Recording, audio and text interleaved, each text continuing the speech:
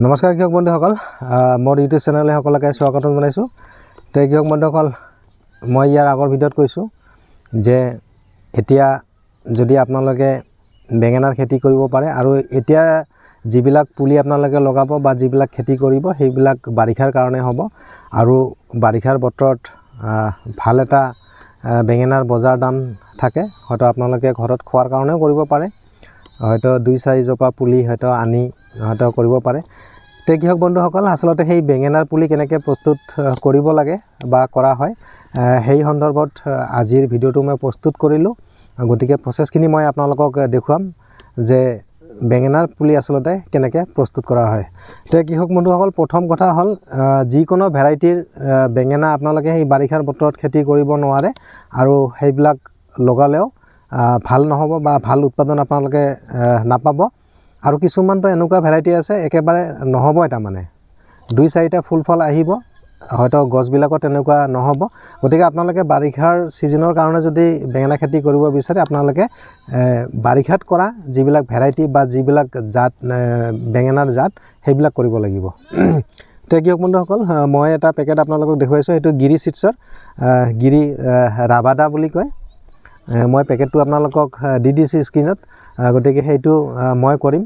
আৰু কৃষক বন্ধুসকল, আপোনালোকে যদি বাৰিষাৰ বতৰৰ কাৰণে আপোনালোকে যদি বেঙেনা খেতি কৰে, পৰাপক্ষত আপোনালোকে ক'লা যিবিলাক দীঘল বেঙেনা বা পাতল সেইবিলাক বেঙেনা কৰিলে হয়তো আপোনালোকে লাভৱান হ'ব। আৰু সেইবিলাক বেঙেনাৰ বাৰিষাৰ বতৰৰ এটা ভাল ডিমাণ্ড থাকে বজাৰত, গতিকে তেনেকৈ আপোনালোকে কৰিব পাৰে। অৱশ্যে আপোনালোকে বহুতে হয়তো পুলি প্ৰস্তুত কৰিছে আৰু যিসকলে আপোনালোকে কৰা নাই হয়তো বেঙেনা খেতি কৰিম বুলি ভাবি আছে, একচুৱেলি তেওঁলোকৰ কাৰণে মই এই আজিৰ ভিডিঅ'টো প্ৰস্তুত কৰিলোঁ। প্ৰথম কথা হ'ল কৃষক বন্ধুসকল, য'ত আপোনালোকে বেঙেনা পুলি প্ৰস্তুত কৰিব বা য'ত পুলি পচাব সেই মাটিখিনি বা সেই ঠাইডোখৰ আপোনালোকে বহুদিন আগৰ পৰাই আপোনালোকে শুকাই ল'ব লাগিব। হয়তো কোৰ মাৰি মাৰি ওলট পালটকৈ শুকাব লাগিব, যাতে ইয়াতে কোনো ধৰণৰ তেনেকুৱা বেক্টেৰিয়া বা তেনেকুৱা বীজাণু নাথাকে। প্ৰথমতে আপোনালোকে সেইখিনি কৰি ল'ব আৰু পৰ্যাপ্ত পৰিমাণৰ আপোনালোকে গোবৰ সাৰ দিব, পুৰণা গোবৰ সাৰ অলপ বেছিকৈ দিলেও কোনো কথা নাই। কৃষক বন্ধুসকল, আজিৰ মোৰ ভিডিঅ'টো যদি আপোনালোকক ভাল লাগে লাইক এটা নিশ্চয় কৰিব আৰু এনেধৰণৰ ভিডিঅ' পাই থকাৰ কাৰণে আপোনালোকে চেনেলটো ছাবস্ক্ৰাইব কৰি ৰাখিব, যাতে ভৱিষ্যতে মোৰ যিবিলাক ভিডিঅ' সেইবিলাক আপোনালোকে চাব পাৰে। প্ৰথম কথা হ'ল কৃষক বন্ধুসকল, আপোনালোকে মাটি তৈয়াৰ কৰিলে বা মাটি শুকাই ল'লে, ধুনীয়াকৈ শুকাই ল'লে, হয়তো গোবৰ সাৰ আপোনালোকে দিলে। তাৰপিছত কি কৰিব যে সেই পুলিবিলাকত যাতে কোনো বেমাৰ আজাৰে নালাগে তাৰ কাৰণে কিন্তু আপোনালোকে বীজবিলাক যিবিলাক বেঙেনাৰ বীজ হয় সেইবিলাক প্ৰথমতে কিন্তু আপোনালোকে শোধন কৰি লোৱাটো অত্যন্ত প্ৰয়োজন। তাৰমানে কি হয়, যদি আপোনালোকে শোধন কৰি লয় পৰৱৰ্তী সময়ত সেইবিলাক বেঙেনাৰ পুলি সুস্থ সবল হয় আৰু পটককৈ তেনেকৈ বেমাৰ আজাৰে নালাগে। গতিকে আচলতে বীজ আপোনালোকে কেনেকৈ শোধন কৰিব সেইখিনি প্ৰচেছ মই প্ৰথমতে আপোনালোকক দেখুৱাই লৈছোঁ। তাৰপিছত মই কেনেকৈ বীজখিনি ছটিয়াই দিওঁ বা কেনেকৈ সিঁচোঁ সেইখিনি আপোনালোকক দেখুৱাই আছোঁ। কৃষক বন্ধুসকল, এয়া দেখিছে এইবিলাক বেঙেনাৰ বীজ আৰু সেইটো মই পেকেটটো দেখাইছোঁ, সেইটো গিৰি চিটছৰ, এইটো ৰাবাদা। গিৰি চিটছৰ বহুত তেনেকুৱা ভেৰাইটি আছে বাৰিষাৰ বতৰৰ কাৰণে, গতিকে আপোনালোকে এইটো কৰিব পাৰে, বেয়া নহয়। এইটো দীঘল হয় আৰু পাতল হয় বেঙেনাটো আৰু বজাৰত ভাল এটা ডিমাণ্ড আপোনালোকে পাব। মই বীজখিনি ইয়াতে ওলাই লৈছোঁ। তাৰপিছত কি কৰিব কৃষক বন্ধুসকল, যে যোনটো মই ক'লোঁ যে আপোনালোকে একচুৱেলি শোধন কৰি ল'ব লাগে। শোধন কেনেকৈ কৰে? শোধন আপোনালোকে কৰিব, এই বীজখিনি আপোনালোকে এনেকৈ বাতি এটাত লৈ ল'লে বা কিবা এটা পাত্ৰত লৈ ল'লে। তাৰপিছত কি কৰিব, মই লৈছোঁ, মোৰ ওচৰত আছে ৰেডমিল গল্ড, এইটো এটা ফাংগিচাইড, ৰেডমিল গল্ড মেটালেক্সিল আৰু মেনক'জেবৰ এইটো মিশ্ৰণ হয়, কেমিকেল কম্প'জিশ্যন। আপোনালোকে এই ৰেডমিল গল্ড দি কৰিব পাৰে, নহ'লে আপোনালোকে চাফ যোনটো ফাংগিচাইড আছে সেইটো দি কৰিব পাৰে বা আপোনালোকে টাটা মাষ্টাৰ দিও কৰিব পাৰে। এতিয়া কথা হ'ল আপোনালোকে এই ৰেডমিল গল্ড বা টাটা মাষ্টাৰে হওক বা চাফে হওক, চাফ ফাংগিচাইডক আপোনালোকে কিমানখিনি ব্যৱহাৰ কৰিব। ইয়াৰ ভিতৰত এইটো পেকেট আছে, মই ইয়াৰ পৰা অলপ ইয়াতে দি লৈছোঁ। এয়া দেখিছে, মই দি লৈছোঁ। একেবাৰে একেবাৰে অলপমান দি লৈছোঁ, যিহেতু বীজ অলপ, গতিকে ইয়াতে দি লৈছোঁ। এতিয়া মই কি কৰিম, ইয়াতে অলপ পানী মিক্স কৰিম।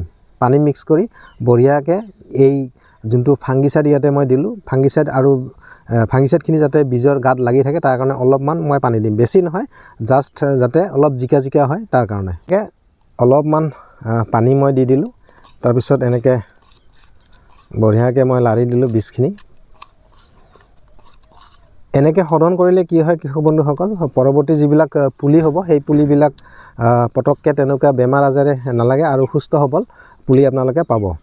হয়তো এনেকুৱা হয় যে লগোৱাৰ পিছত যিহেতু বাৰিষাৰ ছিজনৰ কাৰণে, গতিকে বহুত ধৰণৰ বেমাৰ আজাৰে হয়তো দেখা দিব পাৰে। আপোনালোকে সকলোৱে জানে যে বাৰিষাৰ বতৰত খেতি কৰা অলপ টান হয় বা বহুত ধৰণৰ বেমাৰ আজাৰ লাগিব, ইয়াৰ লগতে পোক পৰুৱা লাগিব। তে পোক পৰুৱাৰ কথাটো বেলেগ, হয়তো তাৰ কাৰণে আপোনালোকে সেইখিনি সময়ত হয়তো কীটনাশক ব্যৱহাৰ কৰিব লাগিব, কিন্তু প্ৰথমতে ভেঁকুৰনাশক দি এনেকৈ আপোনালোকে শোধন কৰি ল'ব।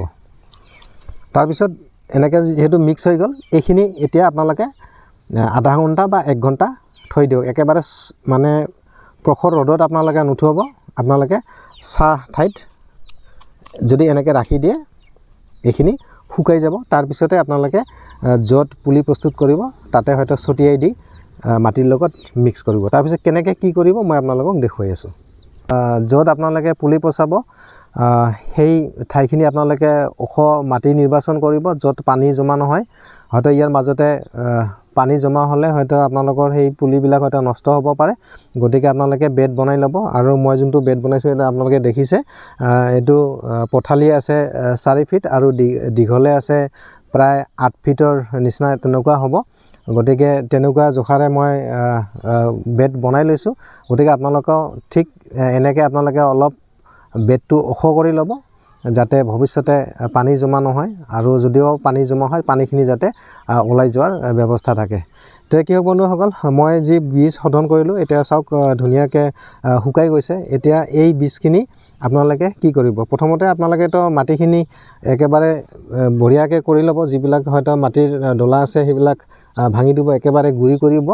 তাৰপিছত বীজবিলাক ছটিয়াই দিব। ছটিয়াই দি আপোনালোকে কি কৰিব মই আপোনালোকক দেখুৱাইছোঁ। তে মই দেখুৱাইছোঁ এনেকৈ আপোনালোকে বীজবিলাক ছটিয়াই দিব, পাতলকৈ ছটিয়াই দিব। যদি আপোনালোকৰ বীজ বেছি হয় হয়তো ঠাই বেছিকৈ আপোনালোকে ৰেডি কৰিব। আপোনালোকে যিখিনি আপোনালোকৰ বীজ হয় সেই বীজখিনি আপোনালোকে ধুনীয়াকৈ সমান দূৰত্বত যাতে পৰে, হয়তো একেবাৰে যাতে ঘন নহয়, সেই হিচাপত আপোনালোকে ছটিয়াই লৈ ল'ব।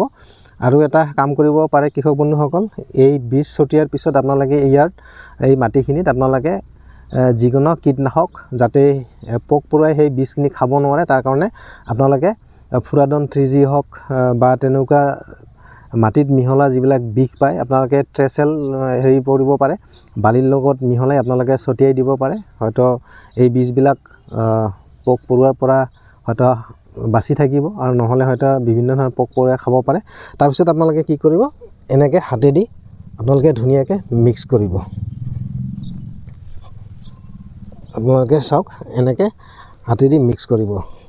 কৃষক বন্ধুসকল, বীজখিনি ছটিয়াই দি মাটিৰ লগত মিক্স কৰাৰ পিছত আপোনালোকে কি কৰিব, এনেকুৱা কিবা এটা বাৰী লৈ ল'ব।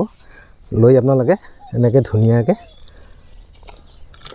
যিবিলাক মাটিৰ ডলা থাকিব সেইবিলাক গুচাই দিব। এনেকৈ এক কথাত ড্ৰেছিং কৰিব মাটিখিনি, ধুনীয়া দেখাটো ধুনীয়া হ'ব। কৃষক বন্ধুসকল, আপোনালোকে মাটিখিনি এনেকৈ ধুনীয়াকৈ ড্ৰেছিং কৰি দিয়াৰ পিছত কি কৰিব, যদি আপোনাৰ সেই যোনটো বেড বনালে য'ত পুলি প্ৰস্তুত কৰিব মাটিখিনি যদি বেছি একেবাৰে শুকান হয় তেতিয়াহ'লে আপোনালোকে পানী দিয়াৰ ব্যৱস্থা কৰিব। আৰু পুলিত পানী দিয়াৰ কাৰণে এইটো যোগাৰ বহুত ধুনীয়া। গতিকে মোৰ মাটিখিনি ইমান হেৰি নহয়, যে শুকান নহয়, গতিকে তথাপি মই অলপ দিছোঁ। এনেকৈ আপোনালোকে মাটিখিনি ধুনীয়াকৈ জিকাই দিব, এনেকৈ জিকাই দিব। তো কৃষক বন্ধুসকল, এনেকৈ পানী দিয়াৰ পিছত আপোনালোকে কি কৰিব, কলপাত হওক বা আপোনালোকে পেপাৰেদি ধুনীয়াকৈ আপোনালোকে ঢাকি দিব, যেতিয়ালৈকে এই বীজবিলাকৰ পৰা গজালি নেমেলে। গতিকে আপোনালোকে ধুনীয়াকৈ ঢাকি দিব। মই দেখুৱাইছোঁ, মই কলপাতেদি ঢাকি দিম। এইবিলাক কলপাত যদি কলগছ আছে এনেকৈ ধুনীয়াকৈ ঢাকি দিব।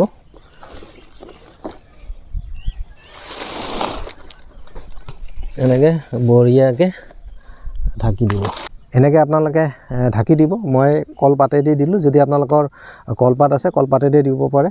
আৰু ঢাকি এইকাৰণে মই দিলোঁ যাতে কেতিয়াবা যোনটো ৰ'দ যদি প্ৰখৰ ৰ'দ হয়, সেই প্ৰখৰ ৰ'দৰ পৰা কি হ'ব, ডাইৰেক্ট ৰ'দটো সেই বীজবিলাকত নালাগিব বা মাটিখিনি সহজে শুকাই নাযাব আৰু বীজখিনি অতি সহজে গজালি মেলিব।